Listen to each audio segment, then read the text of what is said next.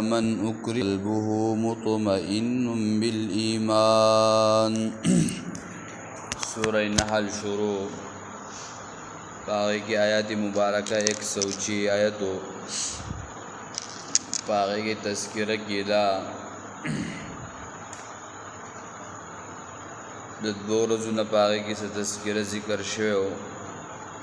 برون منگا واقعا دا یاسر او دا عمار رضی اللہ تعالی عنہ او د سمیہ رضی اللہ تعالی عنہا اغا واقعہ خبر ذکر کولا نو سمیہ رضی اللہ تعالی عنہا اغی تیوی چی اسلام پریدا کنتا من قتلو خواغی اسلام پری نخودو او هاغی قتل کړه او بیای په اوخ پوری وتړله یو طرفی یو خ په یو طرف ته او بل خ په بل طرف ته او دواړه اوښانې خپل طرفونو ته وشړل بیای یاسر رضی الله تعالی عنہ ته هم وی هغه هم اسلام پرې نښودو او دغه شانتي قتل کو شهادت ورته میلاو شو دریم د هغه زوی عمار رضی الله تعالی عنہ چې کله هغه ته ووی نو هغه د کفر کلمه وی او بچ شو نو چې کله یاسر رضی الله تعالی عنہ د بیا مدینه منوره تراتلو نو مدینه منوره کې دا خبره مشهور شو او دایوي چې عمار رضی الله تعالی عنہ د اسلام ناوړېدل دی او کفر اختیار کړي کله چې هغه راغی رسول الله صلی الله علیه وسلم مخې ته کېناستو او هغه ډېر زیات جړل د سترګو نه اوښکې تفسیر مدارک داسې ذکر کړي چې نبی علیہ الصلوۃ والسلام ته چاوي نبی علیہ الصلوۃ والسلام فرمایل چې د سر نواله تر خپو پورې باغه کې اسلام دی داغه په غوخه کې او داغه په وجود کې اسلام موجود دی او د راغه او نبی علیہ الصلوۃ والسلام مخې ته کېناستو نبی علیہ الصلوۃ والسلام ته خپل واقعا ذکر کول او د سترګو نه اوښکې نبی علیہ الصلوۃ والسلام ول بخپل لاس مبارک باندې اوښکې پاکي کړي او ورته وی تمخ بګیګستا اسلام هغه باقی دی او مضبوط دی کچرته په دوباره باندې داسې یو واقع راشي ته هم بیا داسې کلمه ویلې شي نو د دې وجنا او دا بیا وروسته لوی جرنیل پاتې شوی دی چې کله په احد کې وجنګېدو خپل هغه مقابل کافر هغه وجل په بدر کې بیا واقعه راله په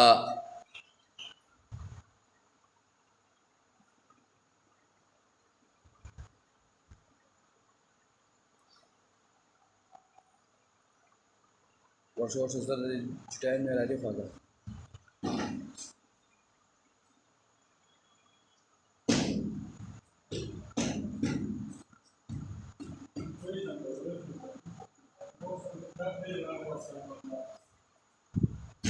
نو کله چې بیا روستا د واقعي د غزوه تبوک نه راپس شول د شپې وخو د نبی علیہ الصلوۃ والسلام سره یو علاقې ته راورسېدل چې هلته غرونه موجود ول دی پوه شو چې او دلته څوک ناستي نبی علیہ الصلوۃ والسلام ته نو نبی علیہ الصلوۃ والسلام د اوخ مهاري نیولې او نبی علیہ الصلوۃ والسلام له ورکو ودا واخله او دلته څوک دی او باغر په لمنه بره وختو او هغه منافقان هغه ولیدل او باغوی بس ورپسې شو وي منګه تاسو بریدم نه نبی علیہ السلام ورته فرمایل ودا هغه خلق ته چې دوی مسجد زرار جوړ کړو او نبی علیہ السلام حکم وکړو یاسر عمار رضی الله تعالی عنہ د ویلاړ شو او بس دغه جمعات هر سول وران هغه وران کړل رست بیا او حدیث کی راضی ترمذی نسائی ابن ماجه ذکر گئی چې کله دته به یو دوه شیزونه پیش کړی شول عائشہ رضی الله تعالی عنها روایت ده نو ته به هغه سیز غوره کوو چې به کوم سیز کې به هدایت وو. بل روایت کې راځي ترمذی شریف روایت ته تفسیر قرطبی ذکر کړی دی وای جنت هر سړی داغه محبت لري بلکې جنت د دریو کسانو تمنا کوي محبت وسره شوق وسره لري چې دا درې کسان په ما باندې جنت ته داخل شي. یو د هغې نه هغه علی رضی الله تعالی عنہ او بل عمار رضی الله تعالی عنہ او دریم سلمان بن ربیعه رضی الله تعالی عنہ. نو دا دغه صحابیو بهر حال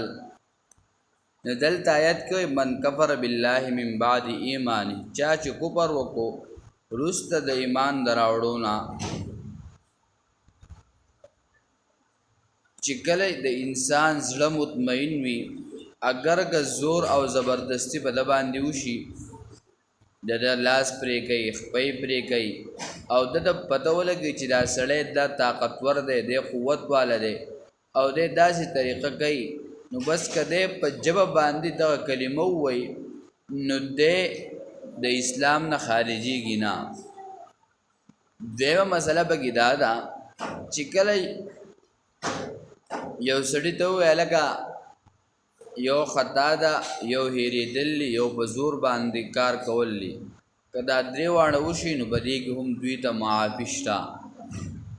وز د علماو په دې باندې چې وس الګه سجده وکا بت وکا قبر ته وکا حضور پی کوي نو دی به دا طریقې اختیاري چې دی به دا سجده لکه څنګه چې موږ به عام منځونه دا کو نو موږ سجده چاته کو موږ سجده په طرف د بیت الله کو خو اصل مقصود زمون الله دی نو د دې وجه چې موږ سجده کو الله ته نو په دغه وخت کې هم دغه زړه کې دا خبر او راولي چې دا سجده په طرف د الله کومه د دې سجده نه کومه بلکې د الله طرف ته کوم. دغه شانتي یو سړی باندې جبر وکړی شو چې آیا ته زنا وکا نو بیا د دې کې د علماو اختلاف دی. بعضې وایي چې که دې سړي زنا وکړه ځکه دی به ګناهګار وي که زور پې وشو د دې وجې نه چې د ده ذهن او سوچ او فکر نو دا به مایله کېږي د دغه مایلوالي نه به وروسته دی زنا کوي نو دی به بالکل مجرم وي.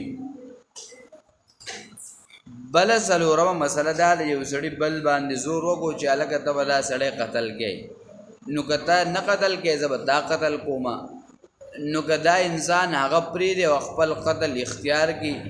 د دنیا د سزا نه و بچ د آخرت د سزا نه و بچ چې دنیا کې به د شهادت میلاو شي. اوس یو سړي ته وایي هلکه دا پلانکي لاس ته نه کټ کوم دا کومه تکلیف په دله در کومه نو پکار دی چې دی د دې نه منع شي. یو سړي ته وایي هلکه د پلانکي دې سیس ته اور واچوه نو که دی اور واچوي خو بس پس د هغې نه به وروسته هغې له تاوان ورکړي او د آخرت نه به دی څه شي بدي شي. بله مسله پکې دا ده اوس یو سړي بل ته وي هلکه ته دې خپل ښځې له طلاق ورکړه او زور زبردستي پې وکړه نو د طلاق ورکو د امام ابو حنیفه رحمه الله د هغه دا مذهب دی چې دا طلاق واقع شو ځکه امام ابو حنیفه رحمه الله فرمایي لاړو ته نه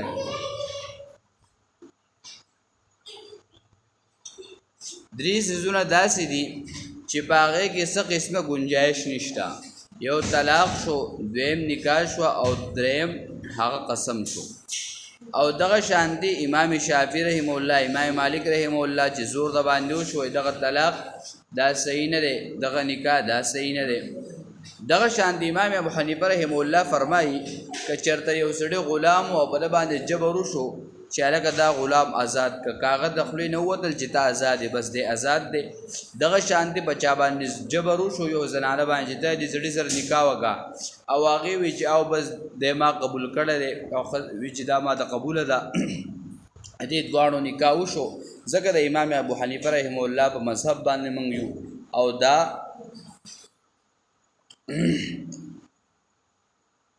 وس دلته خبره ذکر کړل من کفر بالله من بعد ایمانه چا چې کفر وکړو په الله تعالی باندې په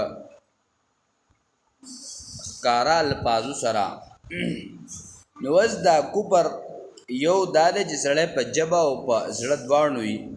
بلکې یو په جبه باندې په زړه کې ایمان مضبوط دی نو د هغې تذکره وشوه دلته وایي من کفر بالله من بعد ایمانه نو د دې دا خو شرط دی جزا ولا محذوبه ده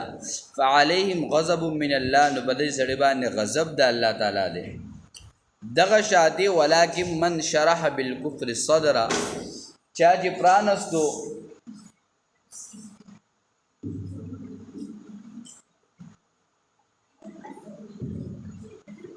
استاری کې وای زمون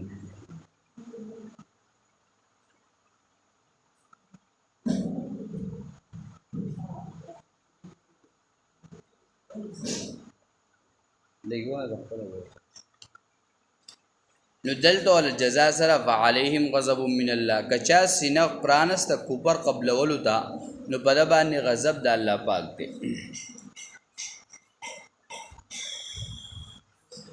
وس یو انسان هغه ایمان راوړو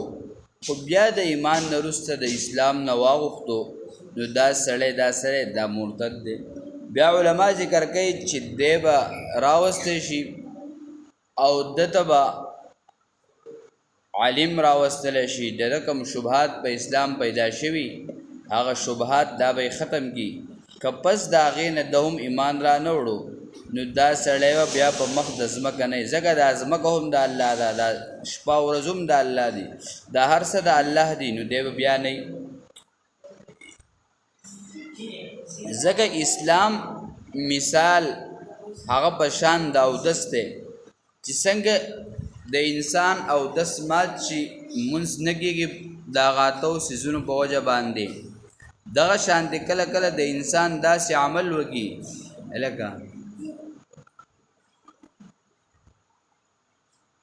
کله کله انسان داسې عمل وکړي چې د عمل په وجه د دې سړي نه ایمان سلب شي کله کله داسې کار وکړي چې د هغې په وجه د دین سلب شي لکه مثلا دا بعضې خلک بهر ته هلکه دی واګینه بې غیرته غونډه بدځار کله کله دا خلک بهر ته لاړ شي هلته به پاسپورټ کې ځان د غیر مسلم ولیږي ځکه هلته د پیسو د دې دغې نو د ده نه ایمان دا سلب شول بس ایمان ختم ښځه بې طلاقه شوه بس چې کله بیا د خپلې ښځې ته نږدې کېږي دا بس زنا واقع کېږي ځکه دا د امام ابو حنیفه رحمه الله مذهب دی که یو سړی په فرض واجب په دې پسې هغه وخاندي نو دی هم په دې وجه باندې د اسلام نه اوړي لکه بعضې خلکو یو خبره مشهوره کړې ده امام ابو حنیفه رحمه الله فرمایي که یو سړي کې ننانمې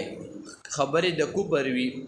او یو خبره پکې د اسلام وي بس دا سړی هم مؤمن دی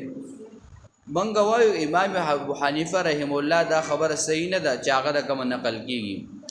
ځکه دا قادیانیان چې دي دا به څه باندې کافر دي خو دوی دغه یوه خبره کوي چې او دا نبوت نو ده خو یوه خبره تسلیم کړه نو په دې وجه باندې دی د ایمان نه خارج شو دغه شان د شیعګان هم دغه خبره کوي نو د دې وجې نه موږ وایو چې یو دپه هم او چې یو سړی وایي هلکه زه پیغمبر یم بل سړی وایي ستا سره دلیل څه دی په دې دلیل غوښتو باندې دا انسان د اسلام نه خارجېږي لکه امام ابو یوسف رحمه الله هغه په یو مذهب یو مجلس کې ناسو دا د امام ابو حنیفه رحمه الله شاګرد دی هغه د تذکره وکړه دا کدو چې دا د رسول الله صلی الله علیه وسلم د ډیر زیات محبوب دی هغه سړی وی دا ما د ناخوښ دی امام ابو یوسف رحمه الله حکم وکړ هارون الرشید باچا ته وی دا سړی گرفتار کا او دې په دې ورځې کده واپس توبه ونه وستا اسلامي دوباره تازه نه کو بس دې قتل کا بل مجلس کې سړی ناسو امام ابو حنیفه رحمه الله هغه لا برید لري کړی ول هغه په دې بریدو پورې مذاق وکړو امام ابو یوسف رحمه الله حکم جاری کو هغه بادشاہ ته وی دا سړی ونه سقید کی واچوا وی زکه چې د په سنتو پورې مذاق وکړو نو چې امام ابو یوسف رحمه الله د امام شاګرد دی او هغه دا حکم جاری کوي نو په طریقې اولا به امام ابو حنیفه رحمه الله هغه دا خبره نه کوي دا چې چا ورته منسوب کړي دا خبره غلطه ده چې کم خلق د دین په اشیاء پورې مذاق کوي بس دا سړی د ایمان او د اسلام نه سکیږي خارجيږي او دا خبره شان ورشا کشمیری رحمه الله هغه ذکر کړی ده الله جزي عمل توفيق لك اللهم ربنا اتنا في الدنيا حسنه وفي الاخره حسنه وقنا عذاب النار برحمتك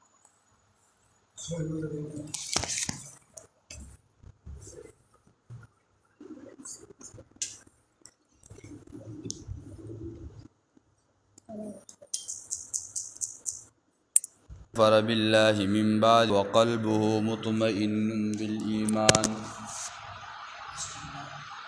ولكن من شرح بالكفر صدرا فعليهم غضب من الله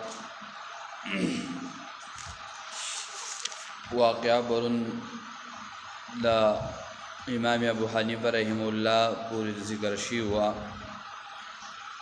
دا بعض خلقو بزین کی دغه یو خبره وا و ایک با انسان کی 99 کفرونی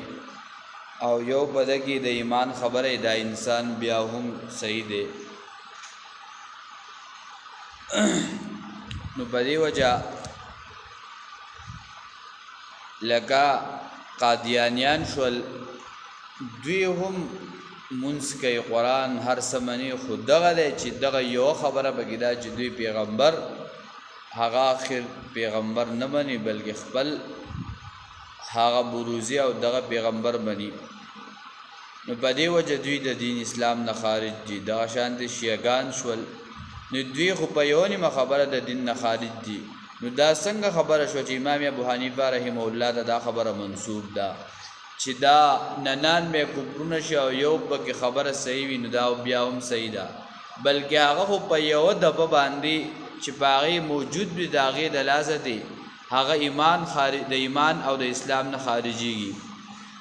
نو دا هغه شاګرد امام ابو یوسف رحمه الله چې هغه یو مجلس کې ناسو نو دا کدو تذکره وکړه یو سړی دا زما ډیر نه خوخه ده زه خدا زما بد شي نبی علیہ الصلوۃ والسلام بلکې دا ډیر زیات محبت ساتو نو حضرت رشید بادشاہ ته امام ابو یوسف رحمه الله حکم وکړو قاضی وې دې سړی جیل ته واچوي که بدري ورځو کې دند توبه ونه وستا نو بس بیا دې سکه قتل کوي بل درېمه تذکره دا و چې د امام ابو یوسف رحمه الله مخې ته یو مجلس کې چا په دې بریتو پورې خندا وکړه هغه حکم جاری کو وې دې بوزه او بس قید کوي که توبه والا وخت کا بس قتل کوي نو منګ وای چې 99 خبر راځي او هغه ورته منسوب کیږي بلکې داغه شاګرد امام ابو یوسف رحمه الله هغه په یو خبره باندې جیل ته چې بیا د قتلولو حکم کوي نو د دینه معلومه شو چې امام ابو حنیفه رحمه الله دا خبره چا کړي دا غلطه دا صحیح نه ده بس دا لزان نه اسی او خبره جوړه شوې ده او شان ورشا کشمیری رحمه الله بخپل کتاب کې دا تذکرہ کړي من کفر بالله من بعد ایمانه چا چې کفر وکړو په الله تعالی باندې من بعد رسد د ایمان راوړونه یعنی د خپل کفر سکو د ښکارا کو نو د دې لپاره جزاء سره هغه پړه ده فعليهم غضب من الله نو بل باندې غضب د الله تعالی ده الا من اکرها دا غچانا جزور وکړی شي وقلبه مطمئن او زړه دا غکلک بالایمان په ایمان باندې ولكن من شرح بالكفر صدرا لیکن چا چې پرانست سینه خپل کفر قبل ولتا فعليهم غضب من الله نو بل باندې غضب د الله تعالی ده ولهم عذاب عظیم د دوی لپاره عذاب لوی ده نو دلته دغه تذکرہ ذالک بانهم د دې سره سبب او علت او وجه ذکر کړي چې آیا داخله کفر ولی اختیاري داخله د دین نه ولی اوړي داخله عیسایان کیږي ولی داخله هندوان کیږي ولی دوی يهودیت طرف ته ولزي زګه اصل وجه دادا چې په هغه کې محبت د دنیا پیدا شي چې کله انسان ته محبت د دنیا زړه د کوشي د دې انسان د زړه نه محبت د دین اسلام ختم شي زګه د سره محبت د دنیا پیدا شوه نو دنیا په محبت کې د انسان د دین سلب شي لکه کله کله په سنت پوری مذاق کله په فرض پوری مذاق کله په واجب پوری مذاق نو دغه سيزونو په وجه باندې د دې انسان نه هغه اسلام هغه سلب شي او هغه ختم شي کله کله د پیسو د پاره لکه برون منګ ویډیو یو سړی بار دلال التا ځان دا غزي حسابي چې راکه ما دغه نېشنلټي میلاو شي او بس دې شم نو په خپل پاسپورت کې بیا ځان د غیر مسلم ولګي کله قادیانی ولګي نو الریډي دغه الته سیس دنیا میلاو شو او د پاسپورت کې دانو ملکل شو خدا په وجه د صد محبت د دنیا زګه چې ال د پیسې ډېری میلاويږي مال ډېر دی دولت ډېر دی مال دولت ورته میلاو شو خو دنیا ورته میلاو شو خو آخرت د څه شو هغه لاړو ختم شو کما خزه چې هغه به طلاق شو بچي هغه دی لری شول دی بیا د خپل خزه دی نه ځکه چې د دین اسلام نه خارج شو چې خارج شو خپل مذهب او خپل دین پرې خو بل مذهب تلاړو نو د دین نه څه شو هغه لری شو د دې وجینا چې کله د دنیا محبت هغه شروع شي دام نه چې دنیا له تور کړي شي بس د دنیا نه بالکل بے رغبتی جوړ شي عمر رضی الله تعالی عنہ مال د غنیمت راغی عمر رضی الله تعالی عنہ فرمایل ویاغم سه انسان نه چې هغه محبت د مال سره نه بلکې محبت د مال دومره پکار دی چې انسان د دنیا ژوند په تیرول شي د دنیا هغه وخت او ټیم په تیرول شي دومره مال نه دی پکار چې بس بیا به دین لری شي د دین هغه مذاق اڑاویږي شراب کباب چرس پوډر داس کله کېږي بس بیا دین نه خو بس بیا زنای لواتت یو کار بل کار بلکې دین هغه هم پکار دی دنیا هم پکار ده د دې وجینا چې کله انسان د مال راشي بس بدعات زګه په بدعاتو کې مال لګنا کته صفا مسله کې جو هر سړی مخالفت کوي هر سړی خبره نه مني د درېمې ورځې دعا دی الګ نشته جو بس هر سړی بیا شون پړسولې بدندې باندې 12 بجې کړي وای مړه دا خو دعا نه مني دعا څنګه پیغمبر دعا نه لګړتي ځان نه جوړي ځان نه بس کور دعا جوړه کړل دا شته نه نو کوس مولا دریوی جو مولا بلاول شون پړسولې بدندې به 12 بجې کړي دا مولا مړه چاندي ختمه او جدا درېمه دعا کې چرته چاند باندې کنه دغه طریقې بس دوله خورځي بیا نو بیا ورو مخالفت شروع شنو بیا به کله دا نه مني او دغه نه مني هغه نه مني او دا هر څه مني خدا ستاره خېټه خبرې دي زګای نه کې کورته الکه جمعې نشته دا مکوې بس دا مړی مال دا په رساو تقسیم کوي دا هغه سیزور کوي نو بیا به سوق د خامار بیان قبضه ولګي سوق چاله ور کوي نه نو د دنیا محبت زړه د ګوشي چې کله د محبت زړه دنیا زړه د ګوشو بس د آخرت ير شو چې آخرت ير شو د دنیا مخې تر بس په دنیا باندې خپل سوچ فکر دا کوي کوپر کې باخته کیږي بدعاتو کې باخته کیږي په شرکیاتو کې باخته کیږي جو بیا د دنیا د حرس پوجا باندې د دین مذهب پرې دي کله به قادیانی کیږي کله به عیسائی کیږي کله به يهودي کیږي کله به عقیده توحید سنت پرې دي د سره پاره چې د دنیا مال ورته ملاو شي نو هغه عقیده سکی په توحید سکی په سنت سکی بدعاتو کې زګه بدعاتو کې هغه مال له دولت ته نو د دنیا خوند ورته ملاويږي او حدیث کې راځي چې د دنیا مثال دله کشته دی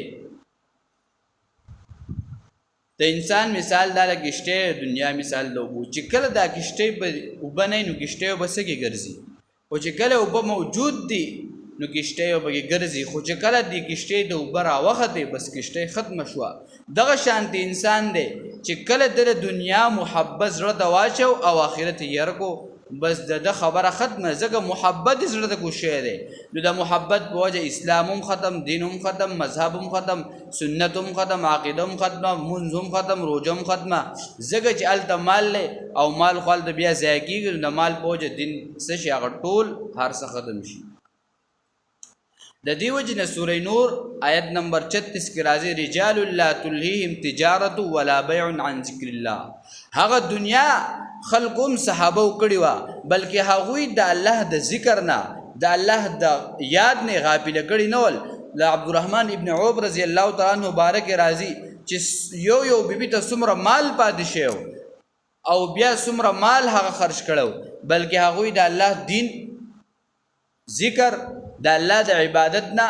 غفلت کې نو بلکې هر وخت هر ټیم د الله عبادت او دا کول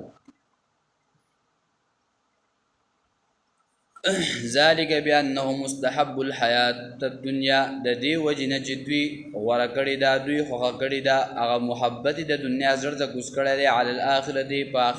په مقابله د آخرت کې وان الله لا يهدي القوم الكافرين په دې وجه الله توفیق نور کوي قوم کفر کوونکو ته چې کله الله جل شانو یو سړی ضدي وي عنادي وي بس دین دا نه غوره کوي اسلام نه راوړي بس الله پاک دې سړی د اسلام نور کوي ځکه د بس رګ اراده نشته د دین نه خوښي د عقیده توحید نه خوښي الله ولا توفیق هم نور کوي د بل غزد عناد باندې ولاړي